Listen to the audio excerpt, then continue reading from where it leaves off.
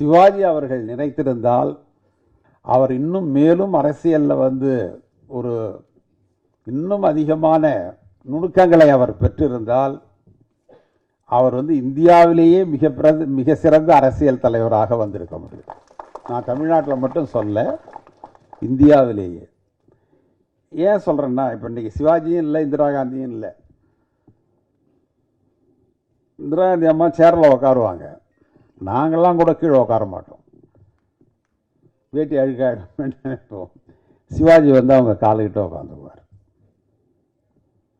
நீங்கள் அவருக்கு ஒன்றும் தேவையில்லை, ஆனாலும் அந்த தேசியத்தின் மீது இருக்கிற ஒரு மிகப்பெரிய நம்பிக்கை, விருப்பம், நேரு குடும்பத்தின் மீது இருக்கிற ஒரு நம்பிக்கை, ஒரு அன்பு, இந்திரா காந்தி மீது இருக்கிற ஒரு பாசம், அதுதான். நான் பலமுறை பார்த்திருக்கிறேன். பாண்டிச்சேரியில் தேர்தல் பிரச்சார கூட்டத்தில் கூட அம்மா மேலே உட்காந்துருப்பாங்க, சிவாஜி காலடியில் அமர்ந்திருப்பார். சிவாஜிக்கும் அம்மாவுக்கும் அந்த அளவுக்கு சிவாஜியை பிடிக்கும், ரொம்ப பிடிக்கும்.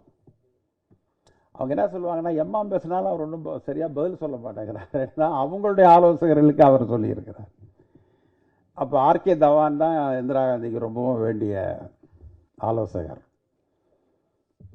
நீங்கள் தவான் என்ன சொல்லுவார்னா, ஏன்னாப்பா உங்களால் ஒன்றும் பேசவே மாட்டாங்கிறாம்பா அந்த ஆள். இந்த சோனியா காந்தி இந்திரா காந்தியை வேடிக்கை பார்த்துக்கிட்டு பேசினா தானே தன்னுடைய கிளைம் என்னங்கிறத சொல்லணும்ல, தனக்கு என்ன வேணுங்கிறத சொல்லணும்ல. He is not capable such a level அப்படின்னு சொல்லிட்டு அவர் போயிடுவார். காரணம் என்னென்னா, ஒரு அப்பழுக்கற்ற மனிதர் அவர். சிவாஜி ஒரு அப்பழுக்கற்ற மனிதர்.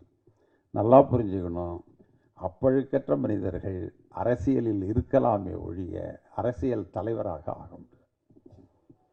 அதனால் ஆர்வி உதயகுமார் இன்னொரு முறை மேடையில் பேசுகிற பொழுது சிவாஜியை காங்கிரஸ் கைவிட்டு விட்டது என்று சொல்லவே கூடாது.